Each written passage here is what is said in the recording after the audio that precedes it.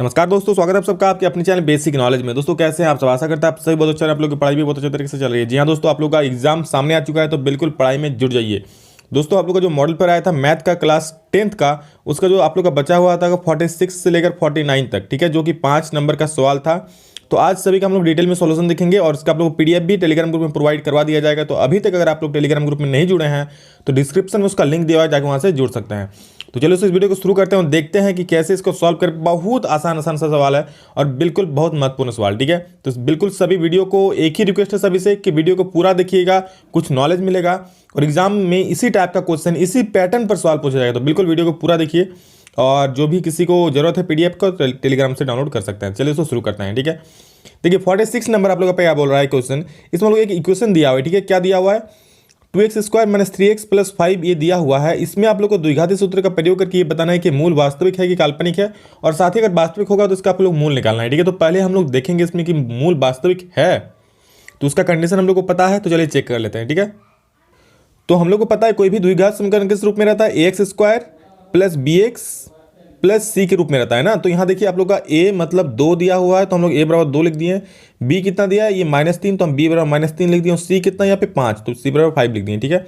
हम लोग को द्विघाती सूत्र चेक करने का कि उसका मूल वास्तविक होगा कि नहीं, सबसे पहले हम डी निकालते हैं। डी मतलब डिस्क्रिमिनेंट मतलब विविक्तिकर हिंदी में बोलते हैं। तो डी का फॉर्मूला हम लोग को मालूम है, डी = b² - 4 से। देखिए आप लोग को बिल्कुल ऐसे ही एग्जाम में बनाना है, ठीक है। b² मतलब किसका स्क्वायर? -3 का स्क्वायर, तो -3 का हम स्क्वायर कर दें यहाँ पे। -4 इसी -4 इंटू a का मान 2 है और c का मान कितना है? 5। तो 4 दूनी 8 5 40 यहाँ लिख दिए। और यहाँ -3 का स्क्वायर कितना हो जाएगा? तो 9 हो जाएगा। तो 9 - 40 कितना हो जाएगा? तो इसको हम लोग घटाएंगे दोस्तों तो -31 आ जाएगा।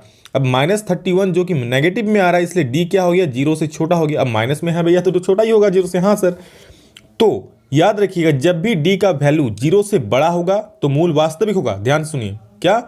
अगर डी का वैल्यू 0 से बड़ा हो जाए तो मूल वास्तविक होगा। 0 से छोटा हो गया तो काल्पनिक, यानी कि वास्तविक नहीं होगा भैया, छोटा हो गया है, माइनस में आ गया है। और सर अगर बराबर और बड़ा दोनों ये बराबर हो जाए तो क्या होगा? अगर दोस्तों बराबर हो जाए डी का वैल्यू, यानी कि डी बराबर अगर कभी 0 आ जाता है तो मूल वास्तविक तो होगा ही, साथ में दोनों मूल बराबर भी होगा, ठीक है। अगर 0 होगा डी बराबर तो मूल बराबर भी होगा और वास्तविक होगा। अगर बड़ा हुआ तो वास्तविक होगा, छोटा हुआ तो काल्पनिक होगा, ठीक है। तो यहाँ पे छोटा हो यानी मूल वास्तविक, अवास्तविक होगा यानी काल्पनिक होगा। याद रखिए जब भी काल्पनिक होता है यानी कि अवास्तविक होता है तो उसका हम लोग मूल नहीं निकाल सकते हैं, ठीक है। क्यों? नेगेटिव हो गया इसलिए इसका कोई मूल नहीं निकलेगा। वहीं अगर डी 0 से बड़ा आता तब हम लोग निकालते हैं, तो हम लोग फॉर्मूला लगाते हैं। हम लोग का फॉर्मूला पता है कि -b + -√d/2 है, उसका लगाते हैं और बना लेते हैं, ठीक है। तो चलिए ये सवाल शायद गलती से वो लोग चेक नहीं किया होगा क्योंकि इतना छोटा सवाल में लोग को 5 नंबर नहीं दिया जाता है। इसमें सॉल्व करना रहता है, उसमें वैल्यू भी निकालना रहता है मूल का, क्योंकि इसमें मूल नहीं निकलेगा। तो क्वेश्चन चलिए हम लोग जो दिया है हम लोग वो बना दिए, ठीक है। इतना देगा बना दिए तो 5 नंबर मिल जाएगा, लेकिन उसमें बड़ा रहेगा, आप लोग मूल निकालना भी होगा, ठीक है। तो ऐसा क्वेश्चन बाद में हम लोग को जरूर बताएंगे। चलिए 47 देखते हैं। 47 आप लोग को बोल रहा है कि एक पेड़ है जो टूट जाता है, ठीक है, कहीं से। मान लीजिए ये लंबा एक पेड़ है और कहीं से ये टूट जाता है, तो टूटेगा तो ऐसा करके ऐसा टूट जाएगा ना। तो मान लीजिए यहाँ से टूट गया, ठीक है। टूटने के बाद बोल रहा है कि उसका जो शिखर होता है मतलब पेड़ का जो टॉप बिंदु वो जमीन को छूने लगता है। यहाँ पे देखिए ये पूरा एक लंबा पेड़ है, हाँ, यहाँ से टूट गया और इसका यहाँ से जमीन को छू रहा है। और बोल रहा है जहाँ जमीन को छू रहा है वहाँ पे कितना डिग्री कोण बना रहा है? वहाँ 30 डिग्री का कोण बना रहा है। तो आप लोग देख सकते हैं यहाँ पे जो ये भाग जमीन में छू रहा है वहाँ पे 30 डिग्री कोण बना रहा है। और जहाँ से पेड़ खड़ा है, जहाँ से पेड़ है वहाँ से जहाँ जमीन को छू रहा है वहाँ का दूरी कितना है? तो ये आप लोग देख सकते हैं यहाँ से दूरी कितना है? 8 मीटर है। ओके, तो चलिए इसको बनाते हैं। हम इसको मान लेते हैं, माना AC एक पेड़ है। माना ये जो AC यहाँ से लेकर यहाँ तक ये एक पेड़ है जो बिंदु B से टूटता है। कहाँ से टूटता है? यहाँ से लेकर टूट जाता है। और टूटा हुआ भाग BD, टूटा हुआ भाग कौन सा है? BD है। तो BD जमीन को छूने लगता है। तो हमें पेड़ की कुल ऊंचाई मतलब क्या? ये तो पूरा यहाँ तो BC से टूट गया ना, और बाकी टूटा हुआ भाग BD, मतलब पेड़ की अगर ऊंचाई निकालेंगे तो क्या हमको BC और BD दोनों निकालना पड़ेगा।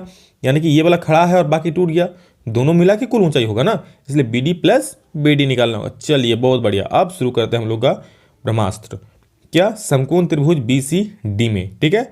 क्या? समकोण त्रिभुज BCD में हमको मालूम है 8 CD बराबर, हमको ये वाला निकालना है। तो कौन थीटा लगाएं? tan थीटा, क्योंकि इसका रिलेशन क्या बन रहा है? P और B का बन रहा है। P और B कौन थीटा बन रहा है? tan थीटा में। तो tan 30 डिग्री बराबर P/B, यानी कि BC/CD। तो BC/CD हम लिख दिए। हमको CD का वैल्यू पता है, CD का वैल्यू कितना है? 8। तो हम CD की जगह पे कितना लिख दिए? देखिए यहाँ पे 8 लिख दिए ना CD के मान। तो चलिए, और tan 30 का वैल्यू पता है कितना होता है? 1/√3। तो 1/√3 हम लिख दिए। अब इसको हम यहाँ से BC निकाल लेंगे तो 8 यहाँ बटा में उधर जाए गुना हो जाए क्रॉस होकर, तो 8 कम 8, तो 8/√3 यहाँ हो जाएगा। और तो हम लोग को BC बराबर क्या हो गया 8/√3। ये BC का वैल्यू निकल गया। अब हमको किसका चाहिए, चलिए भैया BC का निकल गया सर, अब हमको BD का भी निकलना पड़ेगा ना, तभी ना कोण ऊंचाई निकलेगा। तो सर BD का निकालेंगे, इसका ये तो हमको पता है, इसको निकालना है तो इसका ये वाला भुजा और इसका भुजा कौन वाला रिलेशन होता है, तो सर ये थीटा है ना, तो ये B हो जाएगा और ये तो H होगा, मतलब B और H कौन थीटा में होता है, कॉस थीटा में। बहुत बढ़िया, तो कॉस 30 डिग्री कितना हो जाएगा B/H, यानी कि CD बटा H क्या है BD। देखिए H ये वाला है ना BD, ये वाला, तो CD/BD हम लिख दिए। CD का वैल्यू पता है 8, तो हम CD का वैल्यू 8 लिख दिए, यहाँ से क्रॉस गुना किए तो BD√3 हो गया इधर, और इधर 2 8 16 हो जाएगा, उसको बटा कीजिएगा तो 16/√3 हम लोग का BD का वैल्यू आ जाएगा। ठीक है, अब भैया जी हमको निकालना है पेड़ की कुल ऊंचाई। तो पेड़ की कुल ऊंचाई क्या हो जाएगा, BC और BD जोड़ेंगे। यही हम बोले हम पहले कि पेड़ की ऊंचाई कुल कितना होगा BC + BD, तो पेड़ की कुल ऊंचाई बराबर BC + BD, यानी कि 8√3 और प्लस 16√3, वही लिखे हैं देखिए 8/√3 प्लस 16/√3। अब यहाँ पे देखिए दोनों जोड़ेंगे, √3 दोनों में तो एलसीएम आ जाएगा, √3 एलसीएम आ गया, तो 8 + 16 24/√3। अब √3 नीचे नहीं रखना है, तो क्या करेंगे उसका परिमेयीकरण कर देंगे, यानी कि रेशनलाइजेशन कर देंगे। तो √3 से हम ऊपर नीचे गुना कर दिए। ठीक है, यहाँ पे √3 से यहाँ भी √3 होगा। ठीक है, तो √3 ऊपर तो हो गया 24√3, नीचे में √3 × √3 कितना हो गया 3 हो गया, तो 3 8 24 कर दे, यानी कि 8√3। That is our final answer. यानी कि पेड़ की कुल ऊंचाई कितना था भैया जी, तो वो था 8√3 सेंटीमीटर। ओके, तो ये बिल्कुल 6 नंबर का सवाल था और एक क्वेश्चन फिक्स है। ठीक है, अगर आप लोग चाहते हैं कि इससे रिलेटेड मैं लाऊं क्या क्या इंपॉर्टेंट सवाल इस चैप्टर का, तो आप लोग कमेंट सेक्शन में बोलिएगा, मैं जरूर लाऊंगा। ठीक है, तो सभी लोग पूरा देखिए वीडियो को, बहुत मजा आएगा और बहुत ही इंपॉर्टेंट सवाल है। एक क्वेश्चन फिक्स है इससे, इस चैप्टर से करीब 6-7 सवाल मैं बता दूंगा, उसी में एगो कन्फर्म एग्जाम में आ जाएगा। ठीक है, तो आप लोग बताइए कमेंट में, अगर मैं बनाऊं तो कमेंट में जरूर बताइएगा। ठीक है, तो चलिए इसी में और एक और में सवाल था, इसमें बोल रहा था कि एक भवन है, उसके ऊपर एक मीनार रखा हुआ है, मीनार का तल और शिखर से जमीन को एक बिंदु से उसका उन्नयन कोण दिया है कितना 45 डिग्री और 60 डिग्री। तो हमको निकालना था ये जो मीनार है उसका ऊंचाई, यानी कि AB निकालना था। ठीक है, संचार मीनार का ऊंचाई AB। अब तो हमको AB निकालेंगे, तो देखिए सबसे पहले हम क्या मान लिए 45 वाला ले लेते हैं, ये वाला। तो ये कौन त्रिभुज में है भैया, तो सर 45 वाला हम लोग का BCD में आ रहा है। ठीक है, तो हम ले लिए समकोण त्रिभुज BCD में। सबसे पहले हम मान लिए कि माना BC 20 मीटर ऊंचाई भवन है, जिसके ऊपर AB एक संचार मीनार लगा हुआ है, हमें मीनार की ऊंचाई AB निकालना है। ये लिखना जरूरी है ताकि एग्जामिनर खुश हो जाए, आपको फुल नंबर दे। ठीक है, बाकी वो जरूरत नहीं है ये सब लिखने का, लेकिन हाँ लिख दीजिए एग्जाम में। तो अब देखिए 45 लगा देंगे समकोण त्रिभुज के इसमें BCD में, tan 45 बराबर क्या होगा P/B। P मतलब क्या, अगर ये tan 45 हुआ तो P मतलब BC और B मतलब CD, तो BC/क्या करेंगे CD करेंगे, तो BC/CD हम कर दिए यहाँ पे। अब क्या करेंगे, tan 45 का वैल्यू होता है 1। ठीक है, और BC का मान कितना है 20 सेंटीमीटर, तो BC का हम कितना लिख दें 20 और बटा CD, तो CD इक्वल टू हम यहाँ से क्रॉस गुना करके कितना निकालेंगे 20 मीटर। ओके, चलिए नेक्स्ट अब देखते हैं हम लोग इसमें, ये छोटा वाला त्रिभुज हो गया, अब बड़ा वाला देखेंगे ACD। ओके, अब ACD में हम लोग देखते हैं, तो समकोण त्रिभुज ACD में लगाते हैं हम। ACD में tan 60 डिग्री, देखिए यहाँ पे कितना है समकोण त्रिभुज बड़ा वाला में 60 डिग्री है ना, तो इसमें tan 60 डिग्री पर क्या होगा P/B। P मतलब देखिए 60 बड़ा वाला है, इसलिए क्या होगा AC, अब बटा P/B मतलब CD, तो AC बटा CD। तो tan 60 डिग्री बराबर हो गया AC बटा CD। tan 60 √3 वैल्यू होता है, AC का हम लोग लिख सकते हैं AB + BC। यहाँ से देखिए AC क्या है, AC को लिख सकते हैं ना यहाँ पे AB, AC को क्या लिख सकते हैं पूरा को AB + BC, तो ही AC को हम लोग यहाँ तोड़ के लिख दिए, क्या लिखे सर, तो AB + BC, और यहाँ से CD का वैल्यू था 20, तो 20 उधर जाके गुना हो गया 20 √3 हो गया, और AB तो AB और BC का वैल्यू हम लोग को पता है 20 सेंटीमीटर, तो हम लिख दिए। अब 20 उधर जाकर माइनस हो गया, अब भैया जी दोनों में 20, तो 20 कॉमन ले लेते हैं, उसने क्या गलती किया, तो 20 कॉमन ले लें तो √3 यहाँ बचा, और यहाँ पे 20 कॉमन तो 1 बचा, तो √3 - 1 20 × √3 - 1 मीटर इज द आंसर।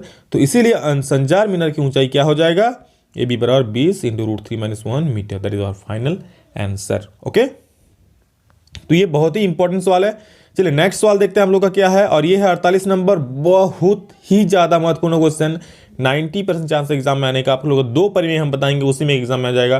मैं इसके लिए स्पेशली एक वीडियो लाऊंगा, ये पेपर में बताऊंगा, ये पेपर में बताऊंगा। ठीक है, तो आप लोग जरूर देखिएगा, और अभी समझ लीजिए इसको, आप लोग मॉडल पेपर में ये क्वेश्चन दिया हुआ है कि हमें एक समकोण त्रिभुज दिया गया है जिसमें कोण B बराबर कितना है 90 डिग्री। चलिए भैया एक समकोण त्रिभुज दे दिया है, उसमें कोण B 90 डिग्री। ठीक है, तो देखिए इसमें वो क्या करना है, हम इसमें बोला कि एक समकोण त्रिभुज में सिद्ध कीजिए कि एक समकोण त्रिभुज में कर्ण का स्क्वायर इक्वल लंब का स्क्वायर प्लस आधार का स्क्वायर होता है, यही प्रूव करना है। ठीक है, ये एक प्रमेय है जिसको हम लोग बोलते हैं पाइथागोरस प्रमेय। तो पाइथागोरस प्रमेय को प्रूव करना है, जिसमें पाइथागोरस नामक साइंटिस्ट ने दिया था, तो इसी को प्रूव करना। चलिए देखते हैं इसको। ठीक है, सबसे पहले यहाँ देखिए कि हमें एक समकोण, हम लिख लेते हैं कि क्या दिया, हमें एक समकोण त्रिभुज दिया है जिसमें कोण बी बराबर 90 डिग्री, यहाँ पे कोण बी बराबर कितना है 90 डिग्री। अब यहाँ देखिए बी डी लंब ए सी खींचे, हम क्या किए बी डी लंब ए सी खींचे, यहाँ पे बी डी लंब ए सी खींचे। ठीक है, ये वाला ये हम खुद रचना में किए, रचना मतलब जो हम खुद से करते हैं प्रूव करने के लिए। तो बी डी देखिए खींचे, किस पर खींचे, ए सी पर खींचे, इसलिए बी डी लंब ए सी खींचे, लंब मतलब सर 90 डिग्री। अब देखिए तो हमें सिद्ध क्या करना है, ए सी का स्क्वायर, ए सी कर्ण है मतलब ए सी का स्क्वायर, लंब का स्क्वायर मतलब ए बी का स्क्वायर, आधार का स्क्वायर मतलब बी सी का स्क्वायर। तो सिद्ध करना है ए सी का स्क्वायर ए बी का स्क्वायर प्लस बी सी का स्क्वायर। तो अब त्रिभुज देखते हैं, त्रिभुज ए डी बी और ए बी सी में, त्रिभुज ए डी बी और ए बी सी में। अब ध्यान से देखिए आप लोग, हम लोग एक बार ये छोटा वाला त्रिभुज ऊपर वाला लेंगे, ठीक है, एक बार ये वाला और एक बार पूरा बड़ा वाला, और एक बार ये वाला और एक बार एक पूरा बड़ा वाला, दोनों को समरूप दिखाएंगे। ठीक है, तो देखिए सबसे पहले हम क्या लेते हैं, समकोण त्रिभुज ए डी बी यानी कि ए डी बी ये समकोण त्रिभुज हो गया, और ए बी सी मतलब बड़ा वाला त्रिभुज। ठीक है, दोनों में क्या बराबर है देखते हैं, हमको समरूपता दिखाना है। तो सबसे पहले भैया जी कोण ए दोनों में आ रहा है, देखिए ये छोटा वाला त्रिभुज में भी कोण ए आ रहा है, और बड़ा अगर ए बी सी लीजिएगा तो भी ये वाला कोण आ रहा है, मतलब ये कोण दोनों में आ रहा है, तो ये उभयनिष्ठ हो जाएगा, बिल्कुल उभयनिष्ठ हो जाएगा। तो हम लिख सकते हैं कोण ए बराबर कोण ए। सर क्यों लिखिएगा, क्योंकि अरे भैया ये उभयनिष्ठ है ना, मतलब दोनों में आ रहा है, मतलब कॉमन आ रहा है। तो हाँ एक चीज़ हो गया बराबर, और एक चीज़ क्या होगा, तो देखिए यहाँ पे ये कोण 90 डिग्री का है, ए डी बी में ये 90 डिग्री का है, और ए बी सी में ये 90 डिग्री का है, मतलब ये दोनों कोण बराबर है। ए डी बी में ये कोण बराबर और ए बी सी में ये कोण बराबर, दोनों 90 का। तो हम लिख सकते हैं कोण ए डी बी बराबर ए बी सी, क्यों, क्योंकि 90 डिग्री का है। ठीक है, ब्रैकेट में लिख दिए। तो ये दोनों अब समरूप हो गया, कौन नियम से हुआ, ए समरूपता नियम, मतलब अगर किसी दो त्रिभुज का संगत कोण बराबर हो जाए, दो संगत कोण बराबर हो जाए तो दोनों त्रिभुज समरूप होते हैं, तो समरूप हो गया। अब समरूप जब होता है तो उसका संगत भुजाएं भी बराबर होती है। ठीक है, तो मतलब इसका संगत भुजा क्या हो जाएगा, तो हम लंब बटे, आप लोग याद रखिए जब भी संगत ये वाला प्रमेय आप लोग सिद्ध कीजिएगा तो क्या कीजिएगा, संगत भुजा में लंब बटा कर्ण, याद रखिएगा इसको, जब भी हम लोग करेंगे तो लंब बटा कर्ण में करेंगे। ठीक है, तो अब छोटा वाला त्रिभुज में बोलिए लंब कौन सा, और जो हम रचना किए हैं उसको हम लोग नहीं, इसका कोई काम नहीं है अब। ठीक है, इसको अब नहीं लेना है। तो छोटा वाला त्रिभुज में लंब कौन वाला है, तो सर ए डी है, कर्ण कौन वाला है, तो ए बी है, तो हम ए डी बटा यहाँ ए बी किए, देखिए, और बराबर यहाँ देखिए बड़ा वाला में क्या, बड़ा वाला लंब, अब देखिए ये वाला त्रिभुज ले रहे हैं उसमें हम लोग ए बी आ रहा है ना बड़ा वाला में, तो ये वाला ए बी ले लिए, तो ए बी बटा कर्ण क्या ए सी, तो ए बी बटा ए सी। ठीक है, ये बराबर हो गया, यहाँ गुना कर दीजिए, तो यहाँ गुना करने पर ए डी इंटू ए सी बराबर ए बी का स्क्वायर, हम समीकरण 1 मान लिए। फिर से जो हम प्रोसेस किए यहाँ पे सेम प्रोसेस इसमें हम किए, क्या त्रिभुज अब छोटा वाला लिए इधर नीचे वाला और पूरा बड़ा वाला। ठीक है, नीचे वाला मतलब क्या, ये वाला बी डी सी, ये समकोण त्रिभुज है ना, बी डी सी क्या है, समकोण त्रिभुज, देखिए यहाँ पे समकोण है। ठीक है, तो अब इसमें और बड़ा वाला लेते हैं, तो इसमें भी वही बराबर होगा। अब देखिए इसमें कौन सा कोण उभयनिष्ठ आएगा, तो सर ये वाला कोण दोनों में आ रहा है, अब ये थोड़े आ रहा है, यानी कि कौन सी और कौन सी बराबर हो जाएगा, और ये वाला भी 90 डिग्री, ये वाला भी 90 डिग्री, तो ये हम दोनों दिखा दिए यहाँ पे। ठीक है, यहाँ पे देखिए दोनों दिखा दिए, तो क्या हो गया, ये दोनों समरूप हो गया, इसलिए हम इसका भुजाएं भी समानुपाती कर दिए कि डी सी बटा B C equal to B C बटा ए सी, इसको क्रॉस गुना कर दिए, D C into A C equal to B C का स्क्वायर हो गया, समीकरण 2। अब समीकरण 1 और 2 को जोड़ देते हैं, समीकरण 1 और 2 को जोड़ने पर तो लेफ्ट साइड वाला लेफ्ट साइड जोड़ेंगे, राइट वाला राइट से, लेफ्ट साइड मतलब यहाँ पे जो आया तो और यहाँ पे जो आया। ठीक है, इधर इधर वाला हम जोड़ते हैं, यहाँ पे देखिए ये वाला इधर वाला और सेकंड में इधर वाला। ठीक है, दोनों को जोड़ देते हैं, तो समीकरण 1 और 2 कर देते हैं, तो क्या होगा, A D into A C plus D C into A C, इधर लेफ्ट साइड वाला और राइट साइड में ए बी का स्क्वायर प्लस बी सी का स्क्वायर हो गया। अब देखिए दोनों में कॉमन ए सी आ रहा है, तो हम ए सी बाहर निकाल लिए, ए सी हम बाहर निकालने के अंदर क्या बचा, ए डी और डी सी, तो A D plus D C. अब A D plus D C आप लोग फिगर में देखिए क्या आ रहा है, तो A D plus D C, यहाँ से A D plus D C मतलब पूरा ए सी आ रहा है, तो A D plus D C को हम ए सी भी लिख सकते हैं, तो वही हम यहाँ लिखे देख सकते हैं कि A D plus D C जो ए सी लिख दिए, तो ए सी इंटू ए सी का स्क्वायर, उधर equal A B plus B C का square, that is our final proof. ये प्रूफ हो गया, इतना आसान है, बहुत आसान है, और इसमें 5 नंबर दोस्तों मिल जाएगा। ठीक है, तो ध्यान से देखिए, और इसका मैं एक स्पेशल वीडियो भी लाऊंगा जरूर। ठीक है, और नेक्स्ट क्वेश्चन 49 नंबर है कि ऊंचाई आप लोग का एक छिन्नक का है जिसका ऊंचाई दे दिया 14 सेंटीमीटर, और ऊपरी सिरे और निचले सिरे का मतलब कोई ग्लास टाइप का है। ठीक है, ग्लास जिसका 4 सेंटीमीटर और 2 सेंटीमीटर व्यास दिया हुआ है। तो हम लोग को पता है ग्लास ऐसा होता है। ग्लास कैसा होता है? सभी लोग पानी तो पीते ही होंगे ग्लास में ना, कि लोटा में पीते हैं, ग्लास में पीते हैं सर। तो यहाँ पे जो आप लोग 2 व्यास दिया है, तो ऊंचाई हम मान लिए h बराबर 14 सेंटीमीटर है। ऊपरी सिरे का व्यास यानी कि d1 बराबर 4 सेंटीमीटर, यानी कि r1 बराबर क्या, d1/2, तो 4/2 मतलब 2 सेंटीमीटर आंसर हो गया। नेक्स्ट निचले सिरे का व्यास यानी कि d2 क्या बराबर 2 सेंटीमीटर, तो r2 बराबर क्या होगा, d2/2 यानी कि 2/2 बराबर 1 सेंटीमीटर। ठीक है, अब छिन्नक की धारिता निकालना है, मतलब आयतन निकालना है। तुमको पता है छिन्नक का आयतन क्या होता है, 1/3 पाई इंटू r1 का स्क्वायर प्लस r2 का square plus r1 into r2, यहाँ पे छूट गया है, r1 प्लस r2 हम लिख दिए छोटा छोटा करके, ठीक है, इंटू h। तो ये आप लोग छिन्नक का आयतन हो गया। तो बस वैल्यू बैठाएंगे हम, तो 1/3 पाई का वैल्यू 22/7, r1 का स्क्वायर मतलब 2 का स्क्वायर, r2 का स्क्वायर मतलब 1 का स्क्वायर, और प्लस r1 इंटू r2 मतलब 2 इंटू 1, और इंटू h का वैल्यू 14 है। ठीक है, r1 r2 कहाँ से आया सर, तो यहाँ पे d1 d2 दिया है, देखिए व्यास दिया है ऊपरी सिरे का, तो खुले सिरे का व्यास ज़्यादा होगा ना, ग्लास इस तरह का है, ग्लास इस तरह का है ना, ग्लास इस तरह का है, तो इस सिरे का व्यास ज़्यादा होगा, इसलिए हम खुले सिरे का व्यास ऊपरी सिरे का व्यास कर लिए 4 सेंटीमीटर, और निचले सिरे का व्यास कम होगा ना, निचले सिरे का व्यास कम होगा, तो इसलिए हम इसको ले लिए 2 सेंटीमीटर। अब r निकालनी है, 2 से भाग देके तो आ गया। ठीक है, तो देखिए यहाँ पे आगे बस कैलकुलेट किए, 4 1 5 2 7, तो 7 लिख दिए, 7 एकम 60 कट गया, तो क्या बचा ऊपर में 22 गुना 14 और बटे 3 गुना कीजिएगा, 308/3, यानी पूर्णांक में निकालेगा 102.2/3 centimetre cube is the answer. ये आप लोग एनसीईआरटी में आंसर लिखा हुआ है। ठीक है, तो बिल्कुल इस तरह से बनाएंगे, बिल्कुल आंसर भी याद हो जाए आप लोग को। तो चलिए, और एक बड़ा अंतराल का था, तो देखिए इसको कैसे बनाएंगे। आप लोग को माध्य निकालना था, कोई इसमें विधि नहीं बताया गया था, तो बिल्कुल मैं जनरल विधि सामान्य विधि से निकाल दिया हूँ। आप लोग इसमें परिचलन विधि या फिर कोई कल्पित माध्य विधि भी यूज कर सकते हैं, उससे भी आंसर आ जाएगा।